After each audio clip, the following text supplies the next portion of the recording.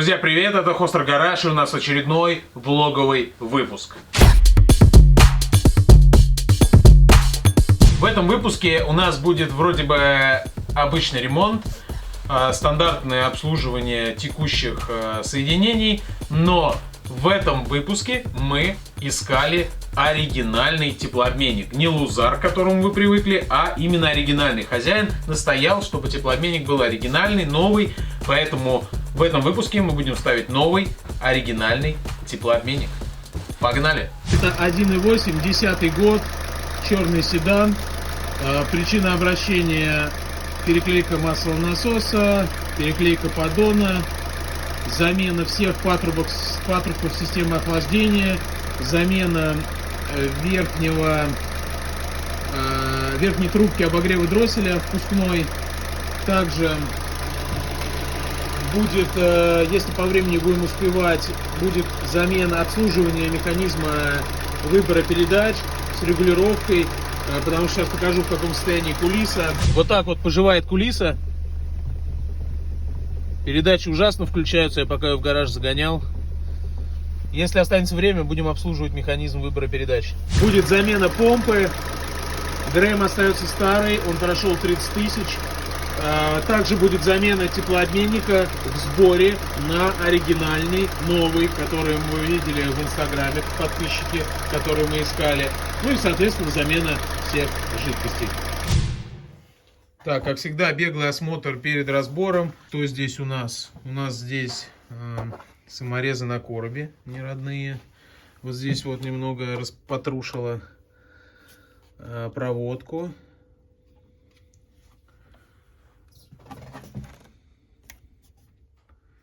Термостат свежий стоит.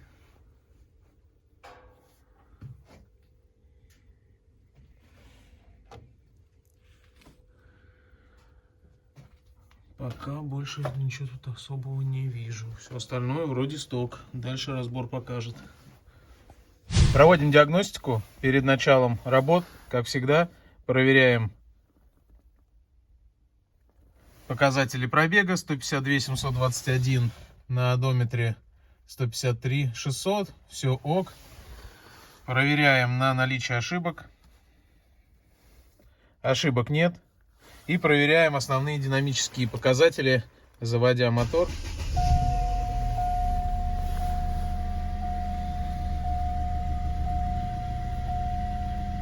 Первым делом я проверяю показатели распредвалов, хотя нам работать не надо по ним, но 121 101, но это пока он холодный, сейчас он должен скорректировать. Понятно, что шестерни не новые, клапана не новые, но вот он 120 на 100 вышел.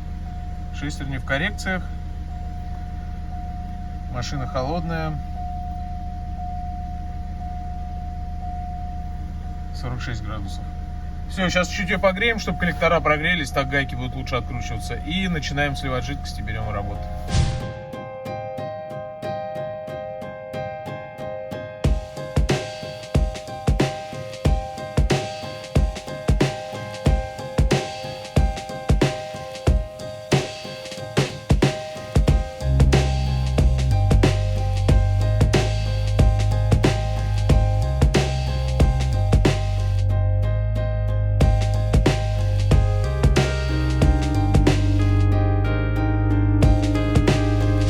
Так, у решетки уши с обеих сторон сломаны.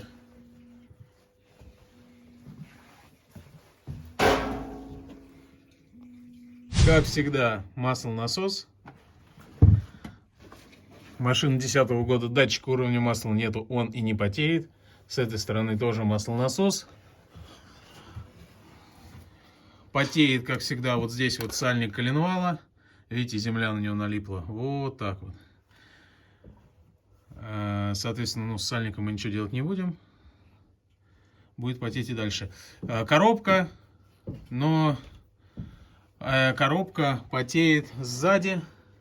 Течет как раз механизм выбора передач по всему коробу.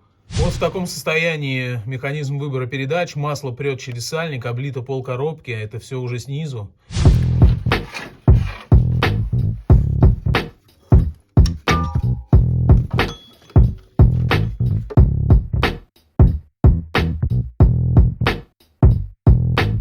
Оригинальная помпа 150 тысяч прошла. Но помпу меняет хозяин.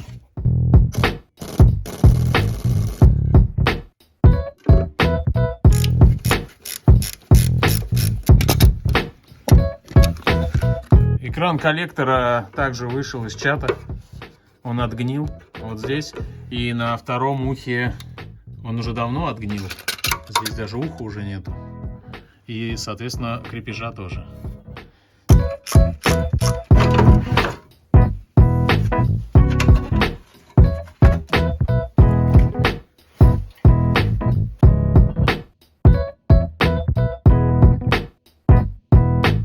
Так, добрались до теплообменника. Откручиваем обводные трубки от корпуса водяного насоса, от корпуса термостата. И, соответственно, потом демонтируем теплообменник в сборе. Здесь он меняется. Его мы просто отправляем в коробку хозяину. Снимаем патрубок. Он нам мешает откручивать. Он все равно нам не нужен, потому что он меняется.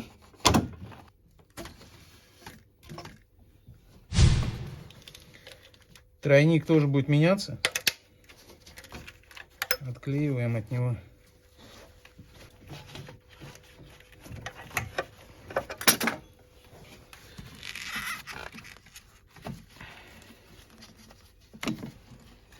И вытаскиваем всего краба наружу. Не забываем снять хомуты, они будут ставиться на новый шланг, а шланг хозяину в коробку. Так, ну что, снимаем теплообменник, открутили все трубки, открутили корпус и начинаем демонтаж.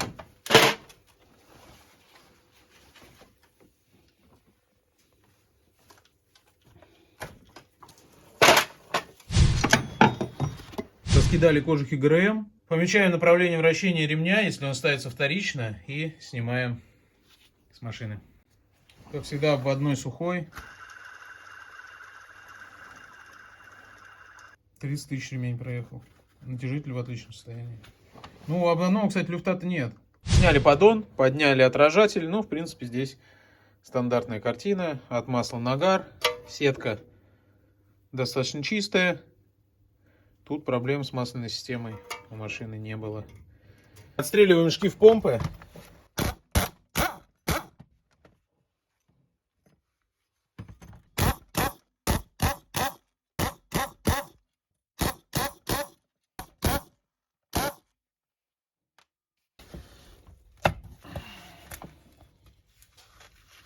Снимаем помпу.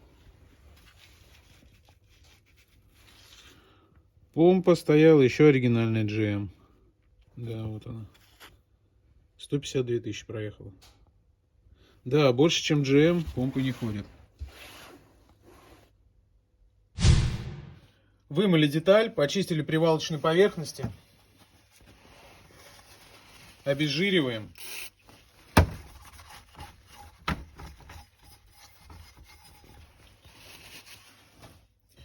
Готовим новую помпу. Помпа СКФ. Вкладываем прокладку и монтируем помпу на насос. Выставляем на динамометрическом ключе 8 Ньютон-метров и обтягиваем помпу.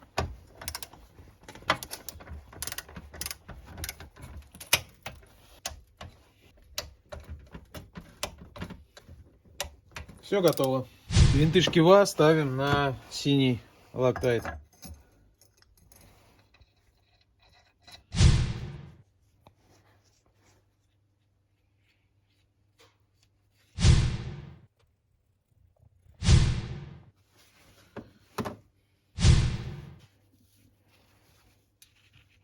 Зачистили блок, обезжирили поверхность, удалили все остатки старой прокладки, ставим новую прокладку. Готово.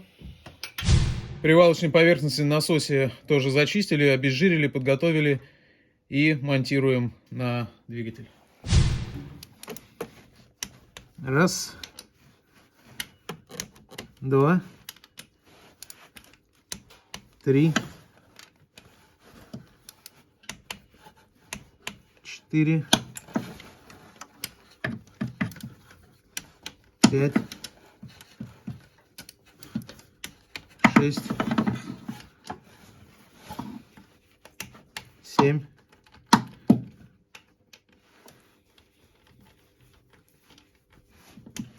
Восемь. Готово. Пришло время поговорить за запчасти. Если остальные запчасти все стандартные, вы их уже видели в предыдущих выпусках. Если не видели, то можете, вот здесь подсказка появится, можете пройти и посмотреть. А мы же сейчас обсудим, как мы искали теплообменник. Если посмотреть Элькац сейчас, вот он, то вы увидите, что первый номер, который вылетает по подбору для автомобиля, это вот этот. Если по нему заказать теплообменник, а мы это и сделали сразу, придет вот это. Смотрим. Так, друзья, заказывали оригинальный теплообменник по коду из Элькаца, который бьется по нашему Opel, по одному из кодов. Вот такая коробочка приходит. Вот с такой наклейкой, с кодом. Голограмма здесь такая своеобразная. И, соответственно, вот такое чудо приходит. Здесь от кода с наклейки нету на корпусе нигде. Сейчас я камеру переключу. Кода, указанного на наклейке на корпусе самого устройства, нету. Качество исполнения, смотрите, литье. Вот здесь вот характерные. Ну и вообще качество исполнения деталей, по-моему, сразу видно. Вот так вот на радиаторе. Везде какие-то метки. Фильтр открыть не получается посмотреть, что там. Вот так вот здесь. Вот это вот. Так что сейчас будем заказывать по другому коду. Что придет, посмотрим. Так что теперь с оригиналом и с теплообменником надо быть очень аккуратным. Даже за деньги это 12 500. Под заказ шло. И вот такой пакет приходит. Якобы здесь GM и вот такие вот иероглифы. Соответственно, посмотрев, что приехало, мы даем отбой, возвращаем этот теплообменник и перезаказываем по второму номеру. Если пробить первый номер, то альтернативный GM-овский артикул будет чуть ниже, заканчивающийся на 51. Вот этот. Мы заказываем теплообменник еще раз и ждем. Благо время позволяло, клиент заказал запчасти раньше, чем привез машину на ремонт. Второй раз приехал уже теплообменник, похож на оригинал. Вот так выглядит оригинальный теплообменник. Друзья, привет! Продолжение обещанного поста по второму артикулу теплообменника. Приехал 751. Здесь уже оригинальная наклейка. Opel Rüsselsheim. Смотрим, что внутри.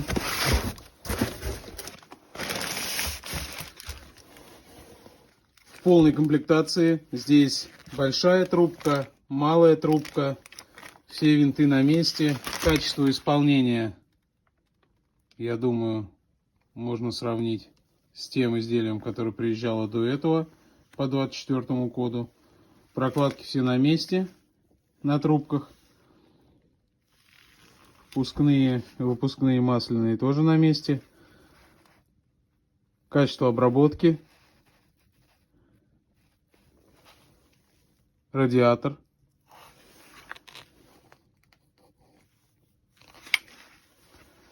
Отличительная особенность этого от китайца. Вот этот номер у китайца был без выштамповок овальных. Он текстурный.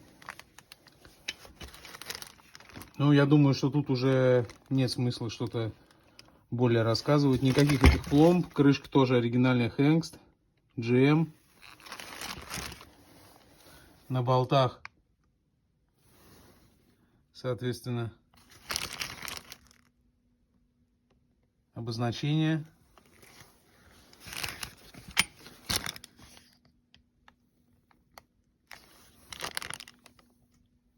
Так что, ребят, если видите два артикла, один из них 24, один из них 751, они будут оба GM, заказывать нужно 751. Ну и, соответственно, при приемке проверять комплектацию и по факту само изделие смотреть. Разница всего 2724 12 рублей стоил. Он пришел. Какой он пришел, вы можете посмотреть пару постов ниже в аккаунте и, соответственно, сравнить с тем, что мы получили сейчас. Какой мы делаем вывод из всего этого? Если нам нужен оригинальный теплообменник, только заказывать его нужно вот по этому номеру. По первому номеру, скорее всего, приедет ерунда, которую увидели в первом выпуске. А теперь поставим этот теплообменник на машину и закончим ремонт. Продолжаем. Так, подготовили привалочные поверхности под теплообменник. Зачистили от окислов, обезжирили. Здесь и на корпусе термостата. Все, блок обмыли. Ставим теплообменник новый в сборе. Смонтировали новый узел. Берем динамометрический ключ, выставляем 25 ньютон-метров и обтягиваем винты крепления к блоку с моментом. Я уже протянул, проверяем. Раз. Два. Три. Четыре. И самый нижний.